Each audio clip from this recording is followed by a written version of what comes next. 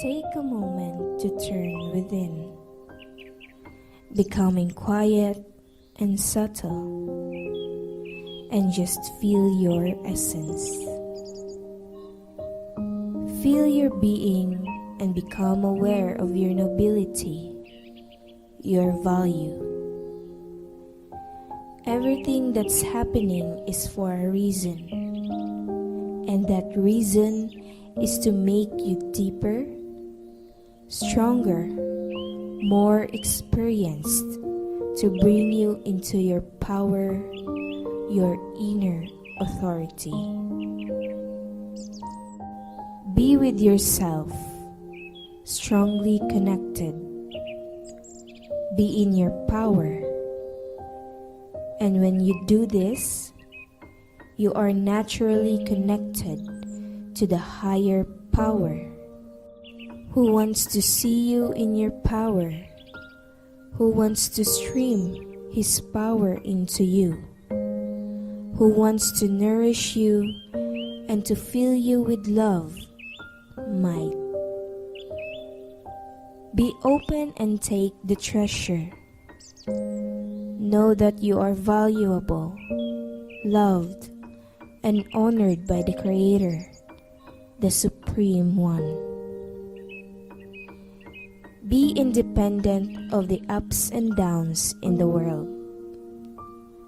Let your mind find stability about the dark and the light, good things and bad things. Be open and allow yourself to be filled with light and wisdom. Be free and be yourself.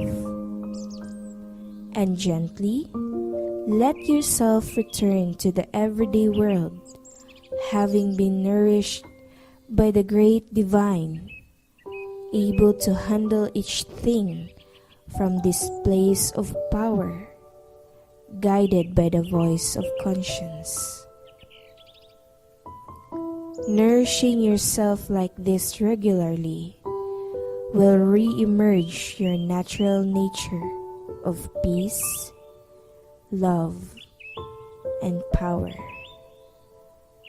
Om Shanti. Om Shanti. Om Shanti.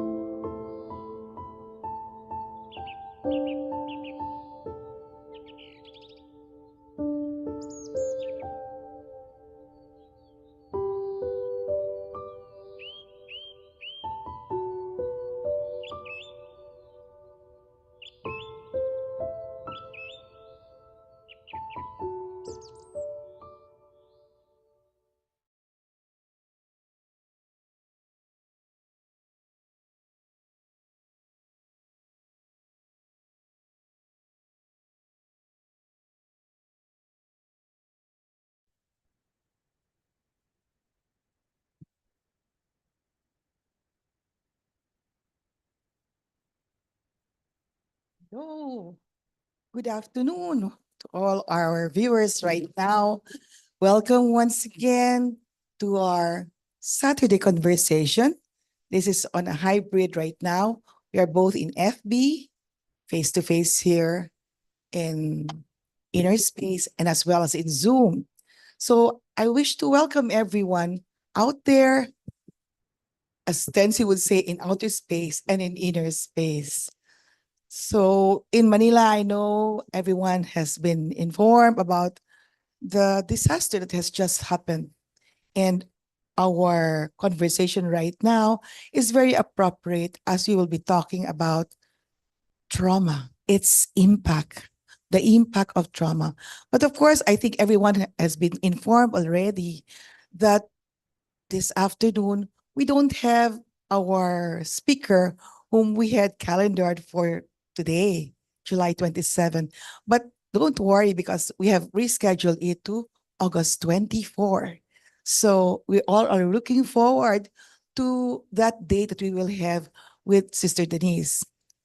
Earlier, I think you heard our beautiful, powerful opening commentary for this afternoon's Saturday conversation that made Sister Denise very present with us.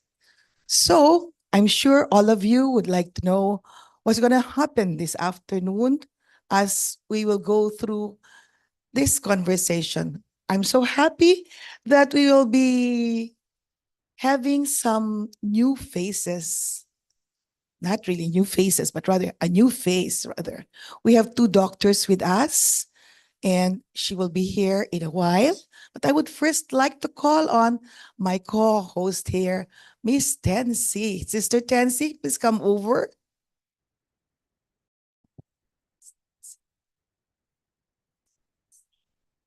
And good afternoon, friends, in and out of space. That's true. So we had a strong, not really typhoon here in Cebu, but in Cebu, where we are at right now, we had strong rains earlier. And our guest initially said that she may not be able to come because it was heavy rain and some areas have also been flooded. But we would like to welcome her. She is a doctor by profession and she teaches also in the university, as well as she's also connected with the Visayas Primary Health Care. And this doctor right now is very much engaged with community health services. She is very much involved with helping people help themselves. I would like to welcome our new face right now, Dr. Erlinda Yap Posadas. Good afternoon, doctor. Yes. Be here, yes. Hello. Good afternoon. Yes. So, Dr. Erlinda, Yes. our topic for today is the impact of trauma. And I'm sure interesting indeed. And in a little while, we will also be joined by Dr. Helen Pavon Serrano, who is, I think, on the road still right now, as she will be joining us a bit later, but she will be there, I'm sure. And indeed, it's interesting also to have you around, and perhaps you can give us your own view of trauma as far as, the medical field is concerned. Okay. And perhaps you can also inform us the relevance of why trauma happens, no? And what we can do about it in a little while. But Yes. perhaps you can define it to us in terms of its medical implications. Trauma, yes.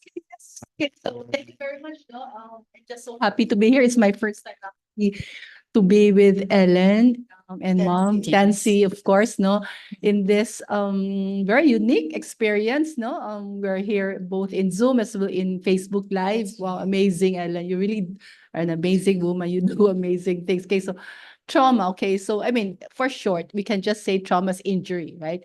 Injury to the body. So let's say when you get hit by a nail, or you puncture yourself or walking, or you sprain yourself, you do basketball, then you get hit or something. So that's trauma, no? So injury to the body. But today, Ellen, I would like to more stress more of emotional trauma. Yes. Yes, because I think this is more relevant to us na because conversations, right? So we actually can handle our own. If trauma, like we can just do first aid, no, put betadine, clean our wound, or do an X-ray, see a doctor. That's I think that's very simple for me. No, we can handle that. But what would be very interesting, of course, is trauma, emotional trauma. Yes. Yes, and I'd like to talk about what they call post-traumatic stress disorder. Post-traumatic stress disorder. PSTD. I'm familiar with that. I'm very enriching experience with girls. Okay. Okay.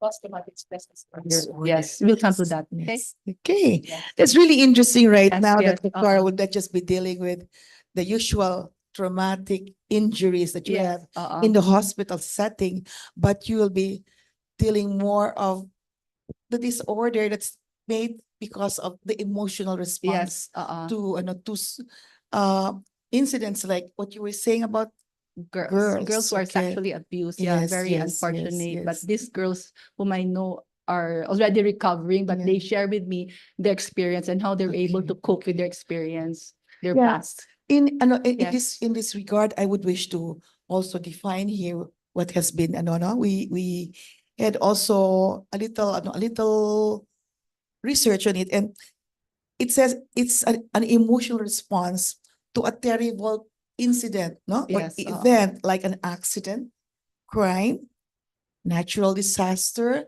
which in the Philippines we almost always have almost every month, no?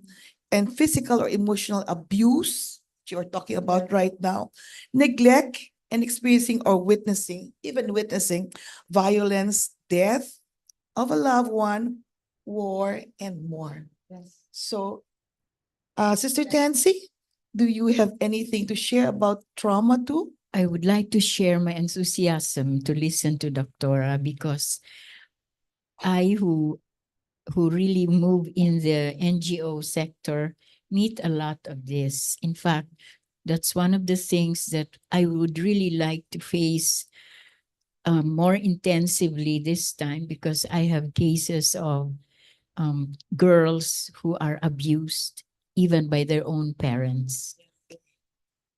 Thank you, Doctora, for being here. Thank you. You're welcome. So perhaps you can share with us how this impacts on the girls, such traumatic experiences, and perhaps going through a more detail on what we can do about it. I know it's really something that's intense and a bit more, I would say, not just a bit more, but it's something that is very sensitive, but we have to be able to see what we can do about it. But perhaps before that, you can tell us more about such emotional trauma.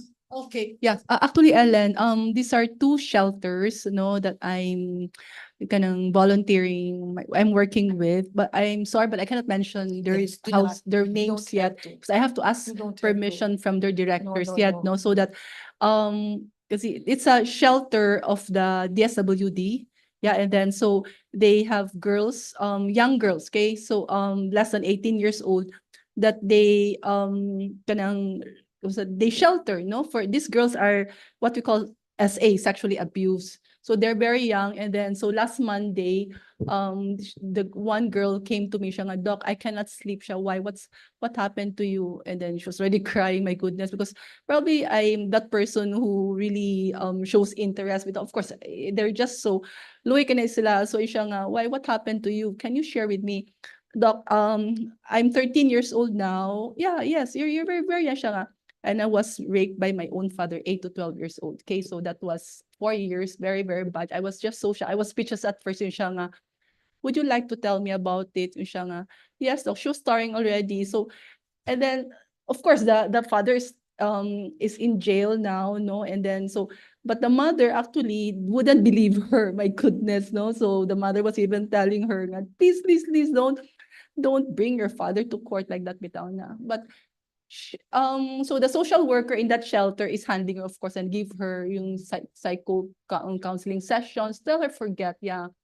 Actually, Len, she ran away from her house, and then she ran away because her mother wouldn't support her, very bad, I mean, 4 years, God, so bad. And then so she ran to a friend, and then the friend's father also mishandled her very bad. And then later I learned that she's pregnant. 13 years old, she's pregnant. So she was brought to Vicente Soto, pink room.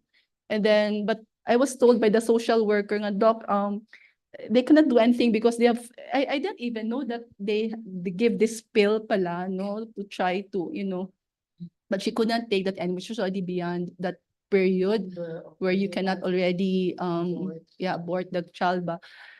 So very bad experience actually for me. So the problem is I told the social worker, does she know who the father is? Ano bitaw ba? This could really be very distressing. Yes, And yes. even you hearing And she cannot it, sleep. yeah. She cannot sleep. So she was crying in front of me. I mean, oh my goodness, siya nga. God. It's very bad, no? And then so, but she's recovering. I think she's hopefully, but the mere presence, Ellen, of her talking to me, I mean, my presence with her, is really already something consoling. That's true. I listened to her, and then the social worker, I called dai, pwede atong tawagon imong social worker kanang siya. Sige, sige, social. "Doc, don't worry, Doc. We already are keep we're already relating with her, trying to help her cope with the experience. The problem now is she's pregnant, 13 years old." Okay. Yeah. What an afternoon to share with you this experience, no? But that's reality. But this is trauma. That's reality. Yes, it's true. And And she this is couldn't sleep. happening. This And is she said, but happening. she said what her father was doing, she thought it was okay. I mean, father good na, di ba? No. Actually, we came out with this topic on the impact of trauma simply because during Father's Day, we were talking about the roles of fathers. And there was that question that came out, which was, what if the father is a perpetrator of sexual abuse? So there were several other responses that came in because we were talking about the role of fathers, but when this thing comes up, it's really something which is different. It's something that is traumatic. It's really traumatic. And as you would say, it's something that is heartbreaking, it's distressing, it's very sad, it completely brings you to a point of what is really happening. And I don't think that it's not that girl who has this experience. I too was also talking with another girl, and there were three of them. All three girls were molested by the father. So this is how things are happening right now. Tensi, can you have something to share also? Oh, yes, I've met this problem for years and years. I am in the NGO sector, and this is part of our, you say father, we, FODDER, we really encounter this problem. And I have come to the conclusion through the years that the first enemy you have when you work on a case like this is the wife, or the wife of the perpetrator, the mother of the victim.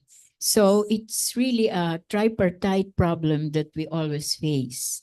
And we have learned to be calm about it in spite of the fact that we have to talk to the victim. So we have to assume a mean or an attitude of acceptance, gentleness, and truly facing the everyday problems, such as your case, doctor, when the victim is already pregnant at the age of 13. Then there's another problem there, keeping the baby healthy inside and preparing the mother to accept and to learn to care for herself and her baby at the same time. Also, the community she will be in will also have to be prepared to face this problem. And if she's in a shelter, Yes. that shelter will also have to be prepared for this, the eventual delivery of the baby. So the problem is really multi-pronged. Actually, it's not only sexual abuse that could be a cause of post-traumatic syndrome disorder, stress disorder. You know, even wars, no? I think we have a lot of PTSD among soldiers, as well as the children and women who are victims of war. And one other issue also that we have for trauma is even in domestic violence, it could be it could be a traumatic experience also. So it's deeply distressing, and this has to be handled well, as you were saying, Sister Tensi. Now I think we have Dr. Helen on the line. Hello, Dr. Helen. Good afternoon, doctor. Good afternoon. Okay. Have you been listening to us already? Yes. Can you give us? Yeah. Yes. Good afternoon. I was unstable. The Wi-Fi was unstable a while ago. You were on and off. So I will just listen first. Okay. Yeah. I think you were talking about some violence in the Yes. yeah. So have you had any encounter of trauma among your patients or among even among us? I mean, ako personally, I also had my own trauma. You know, it happened 2017, and there was a landslide in the house where we lost our 35 years in service na among yaya.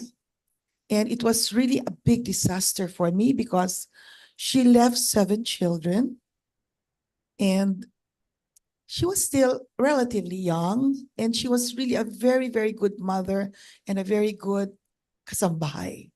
So losing her was really something that was tragic for us, simply because it happened so suddenly, and it was because of she was buried. She was buried in the landslide, and it was happening also in the house.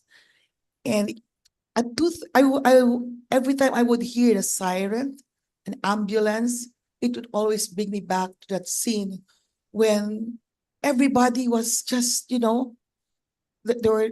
were there was my daughter who was the first to to get the alarm, and then my husband was there and and we can't do anything. We were trapped in a situation because the body was already on the ground, covered with mud. So even right now, my daughter would not go back home anymore.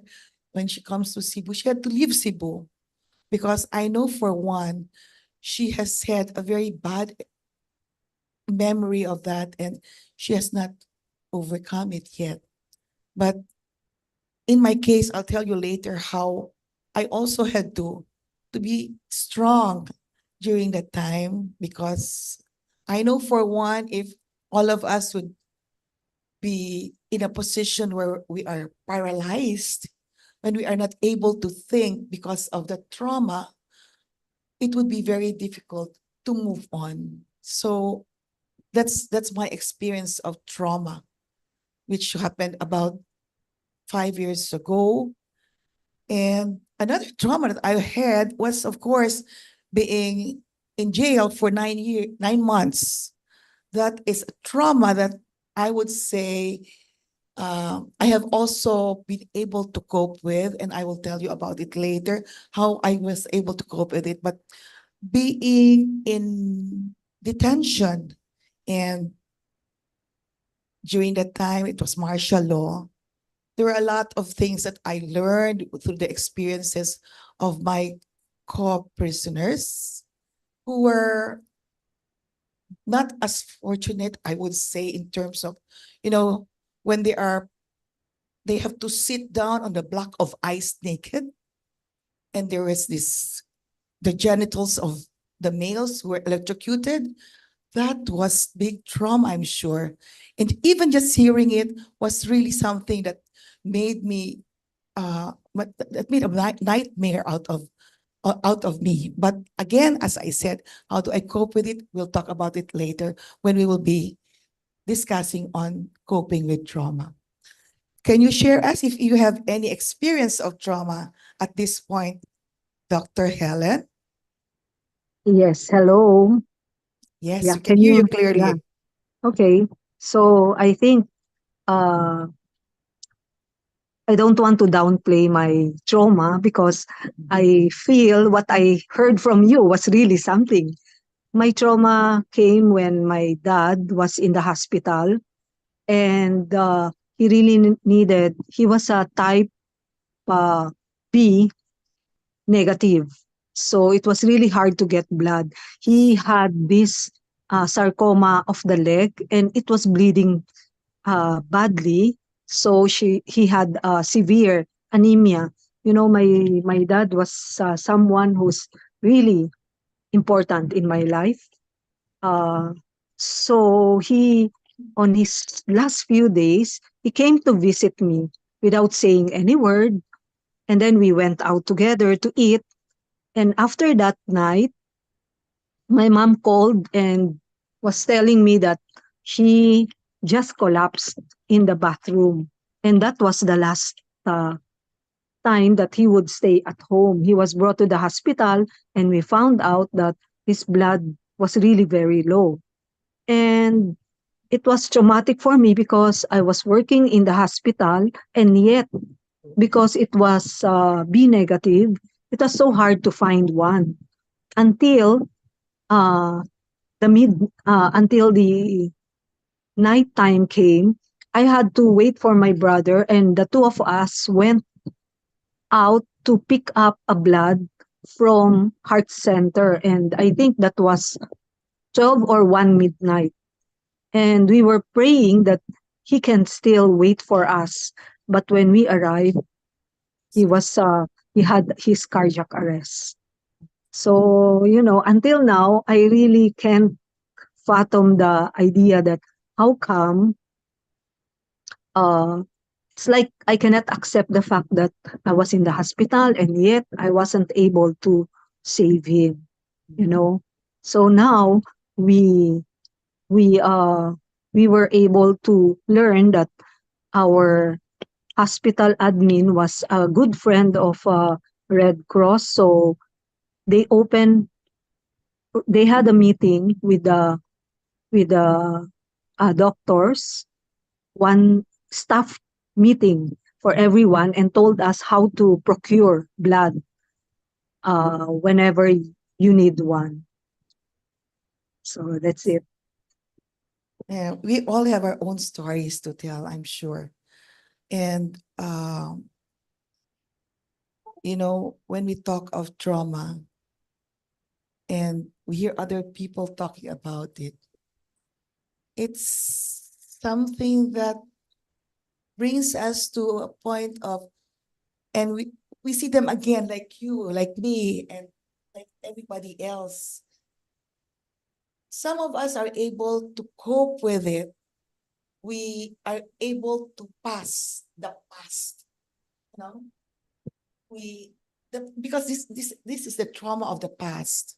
So where are we at right now? And those who are still who are still traumatized, what is it that could help alleviate such trauma? Because it's really something that the brain works in a way that, the fight and flight has become very permanent already, because the brain is wired towards the trauma that, I know of someone whose husband left suddenly because of stroke, no? First stroke. And she was not prepared for it until now. Even after more than 15 years, she would talk about her husband with her eyes sullen and remembering the beautiful things that they had together. And she has not moved on. I said, it's not fortunate. Not it's my relative, and I would say, I wish I could do something about it.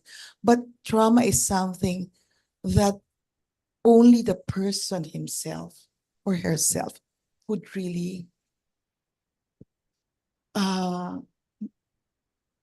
kumbaga, change, reframe such incident.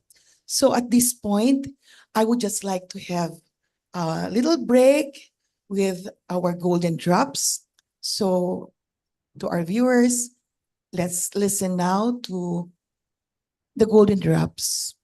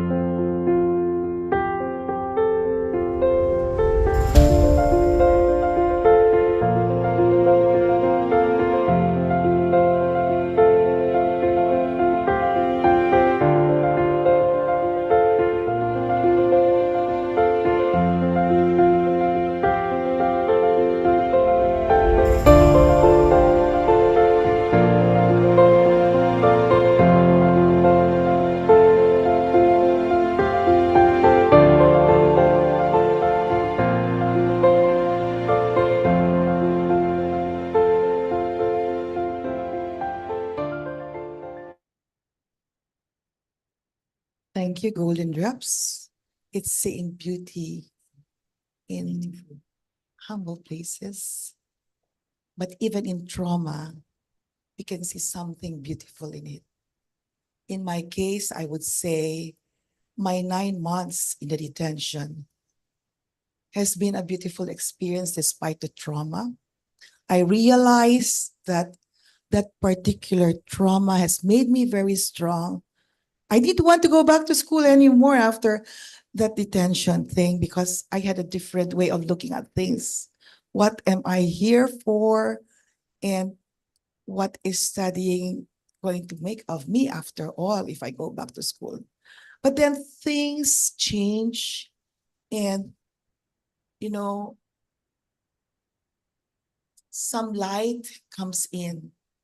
And that is where I found my strength, I guess, because I was able to go through it for 9 months, which is not really very easy.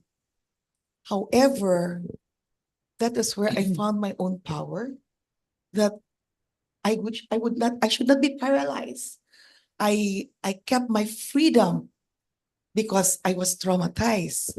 But after realizing and opening up to new things in life, I said, yes, this experience makes me understand life better. And when you were saying reality, it is reality. And I cannot just be idealistic in saying that this is not happening before my eyes.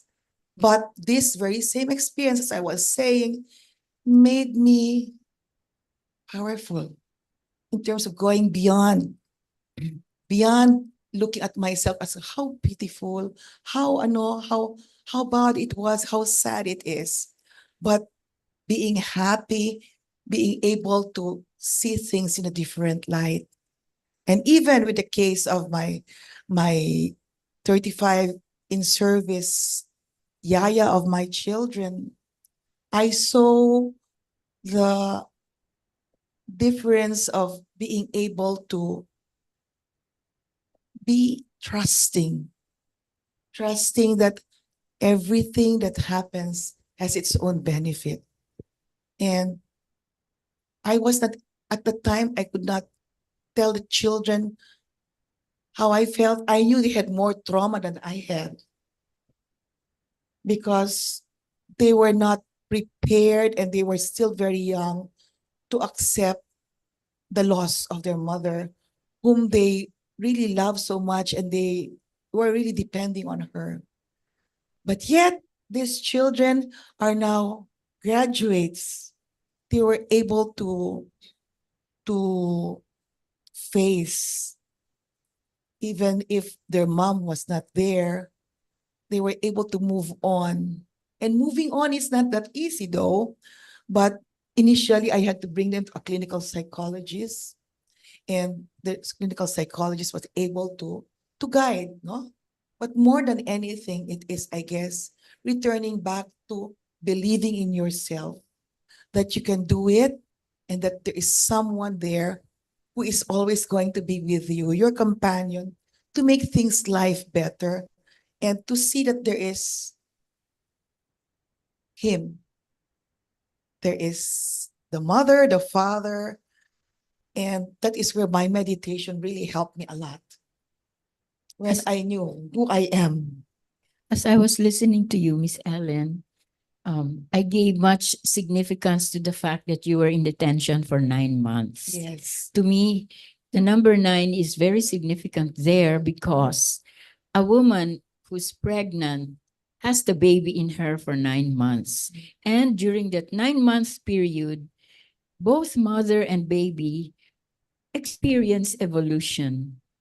So for the 9 months that you were in detention, you were evolving as a human being. You were learning, seeing life for what it is, the reality, the pains and the pains and the trials of being there, away from your family, away from society. But you were also undergoing a certain kind of rebirth in you, which after 9 months was another episode of freedom for you. You were freed from the 9 months of detention, and from there you had to move on and pursue life as you should. Thank you very much for that. That's very elating, and I was looking at it as a writer. Also, the children you have talked about, they themselves experience that, that rising from, like the phoenix that rises from the trauma of being burned.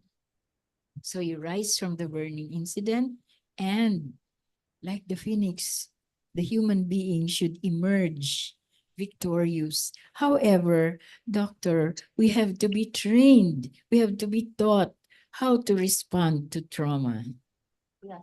And you doctors, oh, you have a lot to teach us lay people. Yeah. Thank you, Tansino, for saying that. Pero kami mga doctors, often we tell our patients, oh, you have to take this medicine. Okay, this is very siya. So you have to control your diabetes. We are more of the teaching, di ba? Na siya, but we try actually to listen, no?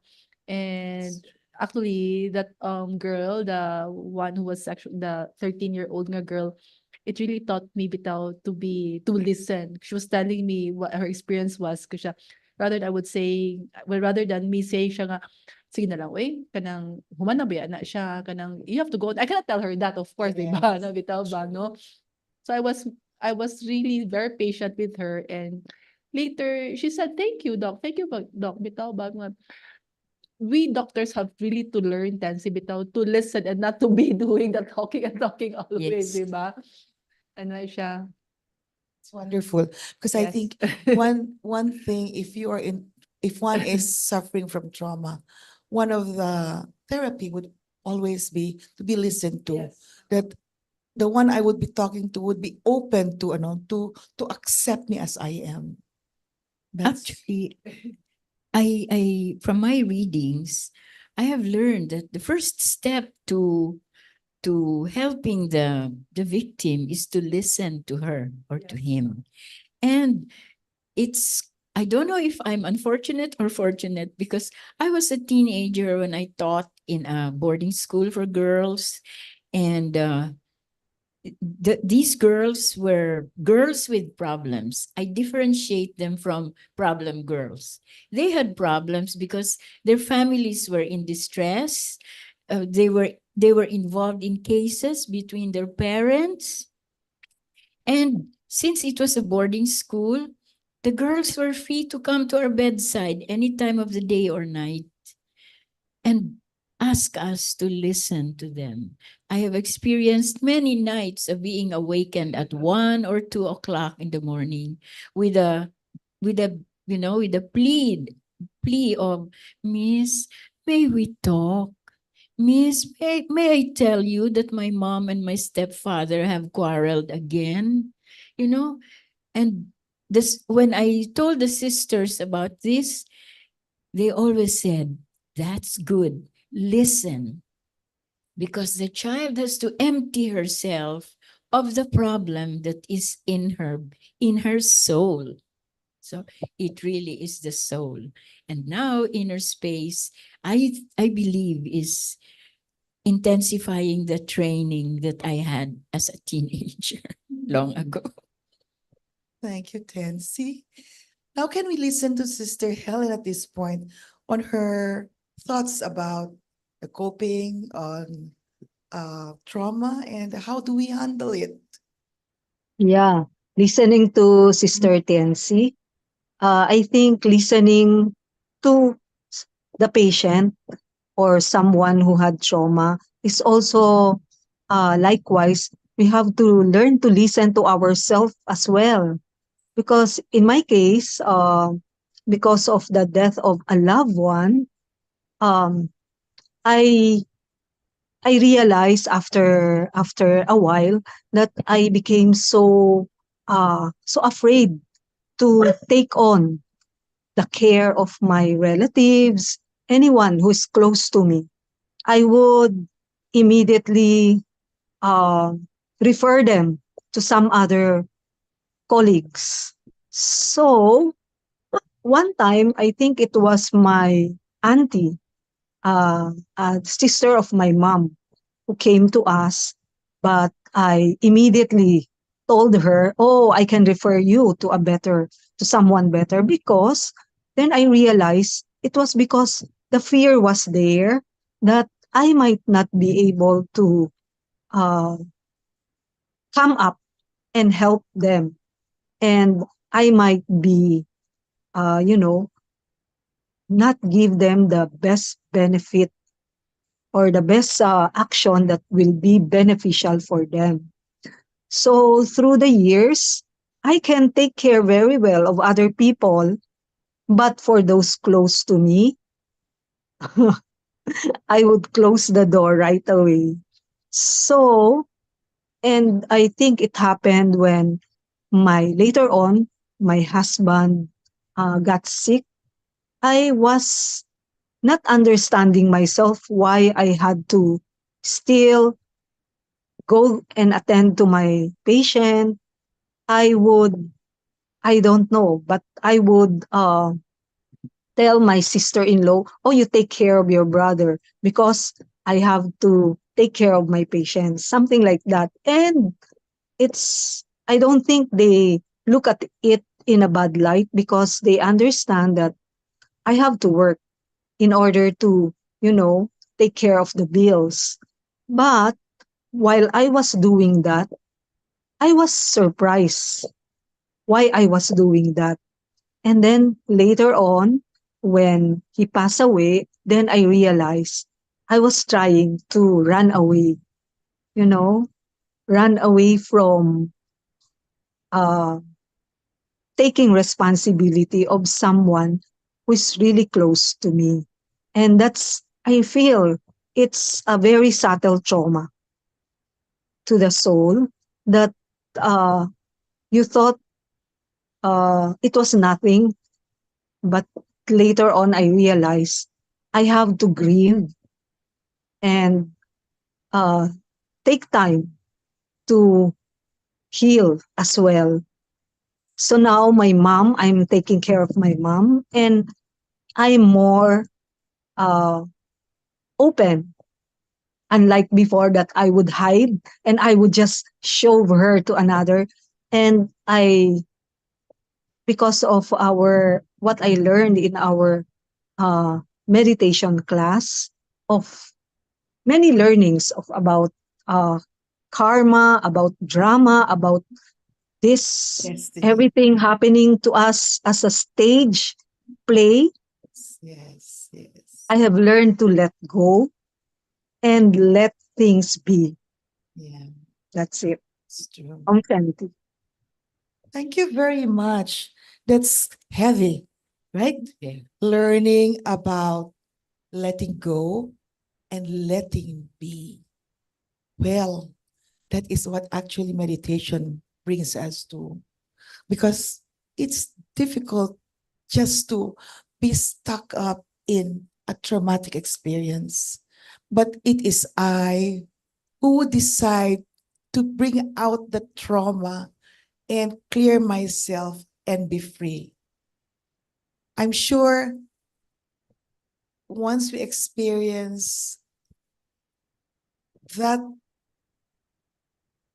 spiritual life, that identity, that true identity that we have, that we are not just this body, okay? And I remember somebody was saying about like that sexual abuse. I know sometimes it could be uh, very judgmental that anyway, that's just body, but the body has been inflicted and the soul is affected. But once this particular event has come, there is no way that you can change it. But what we can do is to change how we view it. Like you were saying before, you don't want your relatives to be under your care, but because of your meditation experience, you have learned that there is karma, there is drama, there is destiny, then things are easier to understand. And I believe in meditation, this is what actually reinforced me to really believe that there is power beyond all this trauma. There is power that you and I can be able to really overcome when these things happen. Initially, it could really be devastating. It could be distressing and deeply hurting, but we move on. We move on. And this is one of those beautiful gifts that we have from above. Because where else can we get that power to really be able to understand that we have such love within us, we can be able to forgive, that we can be able to understand, that we can be peaceful, that we can have such, you know, power to be able to get things off in a very, very gentle way without being violent. When somebody did this to me, I would seek revenge. But then we understand situations, we understand, we become more broad-minded. So when they happen, they happen. So it is what it is, they would say. And it is for us to make a personal decision. Actually, Sister Tensi? yes, Miss Ellen, you see, we have to be very systematic about how we handle trauma. Yes. That's what Thich Nhat Hanh is teaching me right now because I'm reading his books on Yes. mindfulness. Mhm. And the first thing Yes. that he and other psychologists and sociologists say is look at the problem straight into the eye. Your patient, doctor, what the girl should be able to accept. I have been raped by my father. So from there, from the acceptance, there should be more examination. You see, why? Why did it happen? The situation the family is in is very important. And why is the mother not there? Why have I been left behind by my mother? Why am I a victim of my father's own greed? Well, there are many, many things to consider. But the first step really is looking at the problem straight into the eye. And then all the other your treatments, the solution to each of these teeny-weeny parts of the problem will have to be answered. You know, I was just wondering if in the beginning, one is a victim, but there would come a time when there is acceptance, and then I could say, I am a survivor. So I'm Yes. no longer a victim, but I am a survivor. And the survivor has to surmount the fact that she is a survivor. She is a victor. From victim to victor. That's a long way, but every step of the way is important. What is important there is the healing every step of the way. You're a healer, doctor. And Dr. Helen? Yeah, can I say something? Yes, sure, Yes, sure. doctor. I feel it is during this time the one that the doctor here has story is really very traumatic for me. If I was just thinking that if that happens to my daughter or someone close to me, it's really, really, really difficult to accept. But in spirituality, I learned something. No, it says that if you look at the person, uh, not not as a someone who did that wrong thing to the patient, if you look at the reason why he did it, uh, and look beyond the action, rather to understand and see the person as someone who is spiritually deprived or spiritually low. The power is really low. That's why he was able to do that beastly action. Then you will have that compassionate feeling rather than to judge, rather than not to forgive. No, it's not easy, but you will really have to make that shift of how to look at that person, why that person did that action. Usually, as we learn, it is because the soul has no power. That's why he has he did succumb to that kind of uh, worldly desire, that regardless of who is in front of her, of him, he would do that beastly act. That So it's really how you look at the your awareness of or consciousness of who yes. you are and who that person is. I just like to Yes. add to that, no, because the person that I also met something like that. And when you said to look at the other person differently, it is actually what happened was the father was taking drugs. These are the reasons for this. That's why there is an Yes. alteration of their and other thoughts. We have something here from Patricia. Sister Patricia Altomonte says, fight or flight or face. Part of self-mastering the not-so-easy lesson and opportunity trauma presents is to master our greatest fear. But before being able to do that, I need to empower myself, the spiritual self. This is where spiritual knowledge helps. How very enriching that That's is. true. That's true. And I think it's actually deepening our understanding of the spiritual self. The spiritual self, and not just looking at, as you were saying, the person by uh eye to eye, but rather beyond the third eye. The third eye, which makes us no gender, no nationality, no no color. And I think this is where we would say that, okay, the body was violated and the soul has been, has acted on it, but we go beyond. And this is what spirituality is all about. So could we have some parting words from you, Dr. Erlinda Yap Posadas?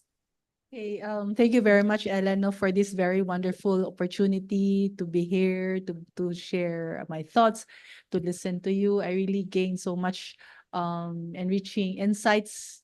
I would really like to come again, yes, to join. God, you know that this is my first time, okay? And thank you for Yes, inviting yes, me. yes.